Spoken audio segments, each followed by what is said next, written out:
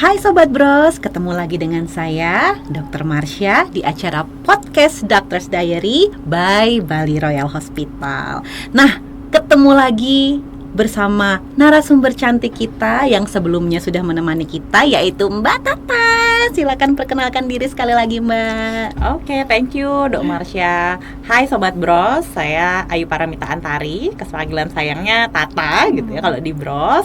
Saya adalah psikolog klinis.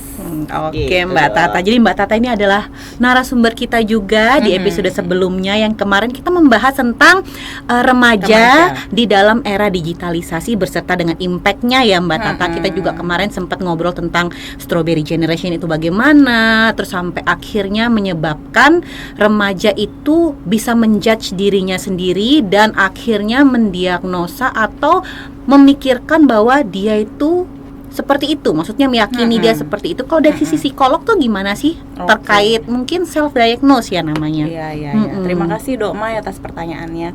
Nah teman-teman, seperti yang kita tahu sendiri Sobat Bros, bahwa pikiran itu kan sangat kuat sekali gitu ya. Ketika seseorang sudah mempercayai suatu hal itu, walaupun itu hanya persepsi, bisa jadi itu akan berubah menjadi fakta. Disitulah bahayanya self-diagnose gitu ya. Ketika kita baik-baik saja tapi kita ngelihat browsing gitu ya di internet misalnya, emosi saya nggak stabil, habis itu saya selalu sedih setiap hari, saya misalnya pagi-pagi itu saya bangunnya itu tidak bersemangat gitu, kita lihatlah di sana diagnosanya depresi gitu misalnya, berarti kita sudah menarik kesimpulan bahwa simptom-simptom itu yang kita alami itu depresi gitu. Itu bahayanya bagi remaja, Dok gitu. Jadi ketika remaja sudah mengalami satu fase yang namanya self-diagnose, kemudian dia tidak meminta opini profesional gitu ya, seperti dokter umum, psikiatri maupun psikolog klinis untuk mengklarifikasi terkait dengan gejala-gejala yang dialaminya, itu bahayanya nanti saat dewasa sih Dok. Malah bisa keterusan ya jadinya jadi memang benar-benar impact dari digitalisasi itu sendiri terhadap kita remaja itu memang perlu hati-hati ya, dan memang perlu pengawasan juga dari orang dewasa. Karena kalau kita lihat dan berkaca dari memang pembicaraan kita sebelumnya bahwa di masa-masa remaja ini kan kayak masa-masa kita membentuk karakter kita, kayak golden period kita untuk membentuk masa depan kita, tujuan hidup kita, yang akhirnya menyebabkan kita kayak bimbang banget gitu loh. Ini kita harus jadi apa? Kalau misalnya memang ternyata asupan yang kita dapat itu asupan-asupan yang positif, mungkin kita juga akan jadi positif hasilnya. Benar. Tapi kalau misalnya ternyata dengan self diagnose kita sudah menjudge diri kita sendiri, kita gagal, kita jelek, kita kena depresi, ya mungkin seperti kata Mbak Tata tadi, akhirnya impact kita ke depannya itu malah jadi seperti apa yang kita bicarakan, kan seperti itu kayaknya Mbak Tata ya. Itu berhubungan gak sih dengan kegalauan atau kalau kita sebut kayak quarter life krisis gitu? Apakah bagaimana tuh Mbak Tata dari sisi psikolog? Jadi ketika kita self diagnose, kemudian nuansa kehidupan kita itu selalu negatif Dok Marsha ya gitu. Nah kita untuk melanjutkan ke jenjang berikutnya atau tugas perkembangan berikutnya itu kan akan sangat lebih sulit lagi gitu ya. Remaja tugas perkembangannya mungkin sekolah, bersosialisasi gitu ya. Kemudian setelah remaja dia masuk ke dewasa awal gitu ya. Dewasa awal itu sudah ada di sana menunggu kamu harus sudah lulus kuliah. Kemudian setelah lulus kuliah kamu mau kerja di mana? Di mana karirmu itu akan menentukan nanti masa depanmu dan seterusnya gitu kan. Nah, disitulah remaja menjadi bingung gitu ya. Kalau usia remaja itu sekitar 12 sampai 18 tahun, 19 sampai 20 itu kita bilangnya kok di psikologi itu emerging adulthood. Jadi itu masa-masa dewasa yang emergensi gitu loh Dok. Jadi antara remaja dan dewasa gitu. Kemudian setelah melewati masa itu ada yang namanya dewasa awal gitu, 20 sampai 30 tahun awal gitu. Oh, dewasa awal tuh malah 20 sampai 30 tahun awal ya. 20-an, 21 itu masuk dewasa awal gitu. Kemudian paruh baya, lansia dan akhirnya seterusnya gitu ya. Nah, di dewasa awal itu nanti masuklah kita namanya yang seperti yang Dok Mai bilang tadi gitu ya, yang sudah sangat life crisis. Yang sudah sangat famous banget di media sosial gitu. Quarter life crisis. Quarter kan seperempat. Artinya memang 1/4 kehidupan kita sudah kita jalani gitu, 3/4-nya gimana lagi itu yang buat galau gitu. Kalau remaja biasanya kan galaunya pacar gitu ya, habis itu gebetan kita suka sama kita nggak ya? Habis itu nilai mungkin di sekolah, tapi setelah melewati fase itu kita akan galau dengan masa depan. Itulah quarter life crisis. Tapi aku sempat mengalami itu loh sepertinya Mbak Tata. Oh iya, jujur. Oke. Dulu tuh waktu aku SMP tuh mungkin aku tuh tipe yang kayak aku masuk SMP, aku sudah memikirkan aku akan ke SMA mana. Jadi sepanjang aku SMP tuh aku benar-benar berpikir bahwa aku akan ke SMA mana ya, aku mampu nggak ya. Aku tuh ada rasa kepo sedikit tentang SMA yang akan aku kejar.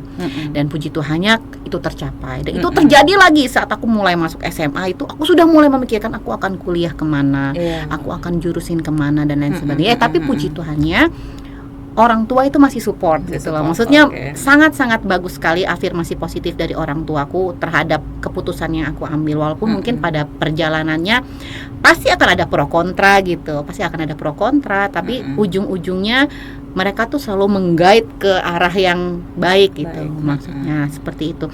Dan akhirnya mulai dari kuliah sampai akhirnya aku menemukan kegalauan yang sangat besar setelah aku selesai kuliah Mbak Tata. Memang betul sekali, maksudnya kita tuh melihat bahwa sepanjang kita masih sekolah, kita masih merasa ya ini hidup kita harus belajar, bahwa kita harus menjalani atau melakukan yang terbaik. Tapi ternyata ada kalanya saat itu mulai selesai pendidikan dan akhirnya masuk step ke arah kita harus mencari pekerjaan, kita harus mencari uang. Itu benar-benar sangat-sangat galau loh Mbak Tata waktu itu tuh, benar-benar aduh ini gimana itu, kayak perasaan kayak aku bisa nggak ya dapat kerja, lalu kemudian aku akan jadi apa ya, karena sekarang pendidikannya udah selesai nih gitu. Itu kalau dari sisi psikolog tuh wajar kan ya, maksudnya seperti itu. Iya, kebanyakan pada umumnya juga mengalami pathway yang seperti itu dong. Ciri-cirinya selain itu apa ada lagi nggak kira-kira? Ciri-cirinya mungkin itu yang paling utama adalah kebimbangan akan masa depan itu dok. Seperti yang dok Marsha tadi bilang bahwa ketika kita kuliah itu pathway-nya jelas dok. Iya.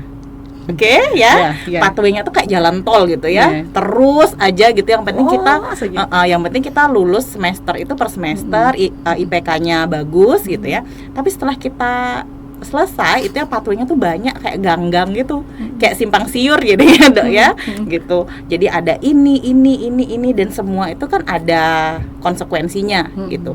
Salah satunya ciri-cirinya quarter life crisis itu adalah mengalami satu kecemasan akan masa depan itu dok, gitu.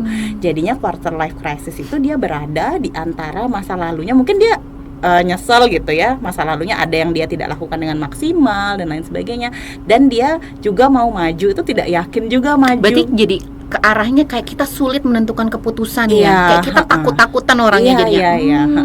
Jadi in between aja, jadi kayak ngambang gitu dia kalau quarter life crisis itu gitu.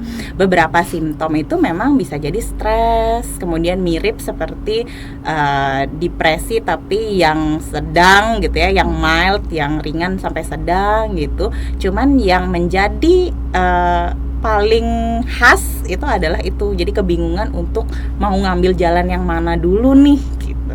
Berarti memang betul support dari orang sekitar tuh memang sangat menentukan ya dalam fase-fase ini, even itu dari remaja terus kemudian dewasa muda sampai akhirnya kita mengalami hal-hal seperti ini. Karena kalau saya lihat ya kita bersyukur, maksudnya puji Tuhan kita berada di lingkungan yang sangat suportif, kita berada di lingkungan yang sangat-sangat baik untuk kita berkembang dan menentukan pilihan hidup kan seperti itu. Apa jadinya kalau misalnya kita itu dikelilingi sama mungkin situasi dan lingkungan yang mungkin kurang mendukung kita, itu kalau dari sisi psikolog gimana? Apakah kan nanti akan jadinya makin depresi lagi? Atau tapi kadang-kadang sometimes kita mendengar juga ada case-case yang mereka malah survive dan sukses gitu loh. Kayak gitu bagaimana? Kalau individu itu kan kita kembali lagi pada konsep nurture versus nurture ya dok ya gitu.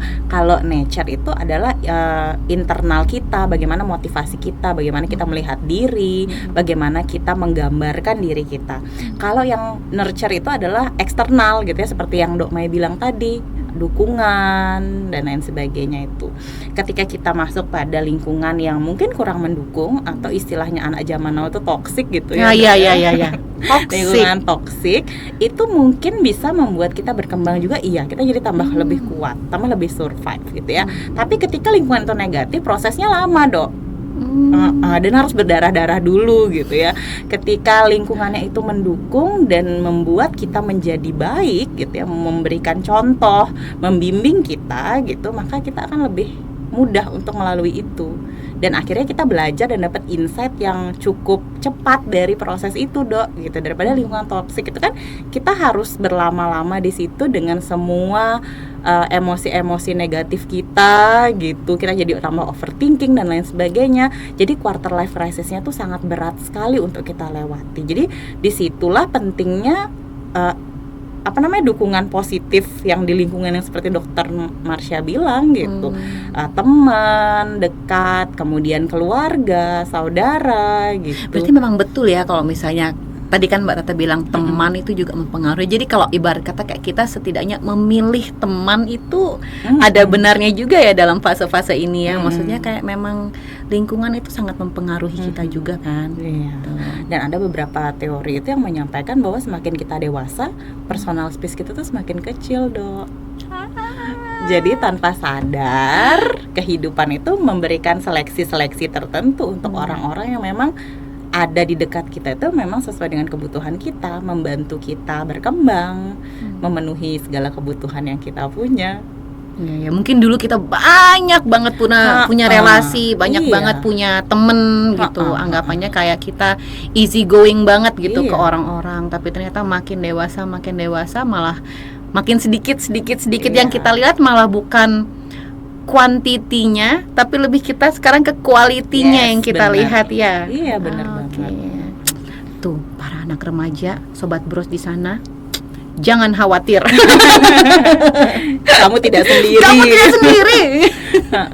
Oke, Mbak. Nah, tadi kan Mbak Tata bilang dalam quarter life crisis ini itu kan penyebabnya sudah dikasih tahu tadi, ciri-cirinya juga mungkin sudah sekilas dah terbayang lah seperti itu. Dampak-dampaknya kan juga tadi Mbak Tata bilang bahwa selain stres, depresi, dan kita mungkin juga akhirnya hilang fokus, akhirnya impactnya produktivitas kita di tempat kerja berkurang. Mungkin kalau sampai nyeleneh sekali itu udah ke arah nafsa gitu ya. Itu gimana sih cara mengatasinya, Mbak Tata? Oke, cara mengatasinya. Nah, sebagian besar dari quarter life crisis itu permasalahan intinya adalah kecemasan, Dok. Jadi akarnya itu adalah kecemasan. Kecemasan itu adalah ketika kita takut sama hal yang tidak pasti. Oke. Nah, dari penyebab itu kita bisa tarik tuh kemana cara mengatasinya.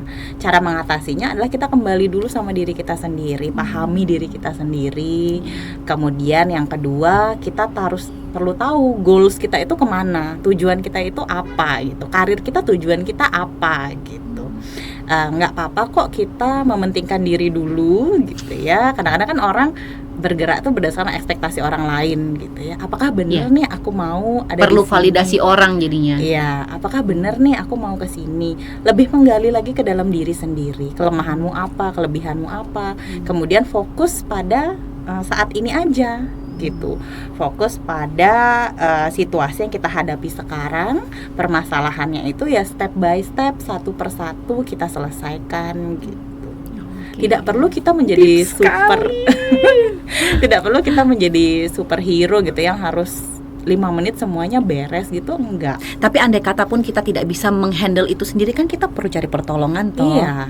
Jangan malu loh saudara-saudara, sobat bros di luar sana untuk datang mencari pertolongan, entah itu ke psikolog. Kalau misalnya memang nggak berani ke psikolog, dulu ke orang tua kita. Kalau misalnya memang kita melihat orang tua kita tidak memungkinkan untuk membuat kita merasa nyaman, cari orang terdekat yang bisa kamu percaya. Atau nggak, kalau misalnya ini kayak memang ke tenaga ahli profesional, misalnya seperti psikolog, ya psikiater ataupun dokter dan lain sebagainya. Jangan pikir bahwa kita itu ke mereka karena kita gila atau apa, enggak sobat bros, tapi memang benar-benar karena memang kita perlu pertolongan untuk mengarahkan kita dan mendirect kita untuk menjadi lebih waras, menjadi lebih terbuka pikirannya, dan itu memang benar-benar terjadi sih. Bahkan sahabat juga bilang, Dokter Marsha, ketika memang kita ngobrol, kita jadi lebih plong katanya gitu. Iya, Kenapa benar. seperti itu? Kira-kira kenapa? Karena ketika kita bercerita dengan orang lain, kita itu merangkai kembali situasi-situasi yang kita hadapi. Jadi di otak kita itu sudah merangkai kembali, sehingga kita akan bisa melihat dari sisi yang berbeda, sehingga akan muncul insight baru di situ, inspirasi baru dan lain sebagainya. Jadi yang kita awalnya hanya melihat di satu sisi, pandangan kita lebih wide dan lebih wise lagi gitu, Dokter Marsha. Sangat senang sekali dengan pembicaraan pada hari ini Sobat Bros. Dan mungkin untuk episode kali ini kita cukupkan sampai di situ, tentang bagaimana kita memanage diri kita, tentang self diagnose itu sendiri, tentang quarter life crisis dalam diri kita sendiri, yang akhirnya ujung-ujungnya tetap harus kembali kepada diri kita sendiri, kenali dirimu sendiri, sayangi dirimu sendiri, dan jangan lupa berdoa. Itu menurut saya itu penting banget sih. Oke, Mbak Tata, kita sampai ketemu di episode selanjutnya ya. Untuk episode ketiga podcast kita pada hari lainnya. Oke, kita cheers dulu nih, ngopi dulu ya. Yuk. Bye bye.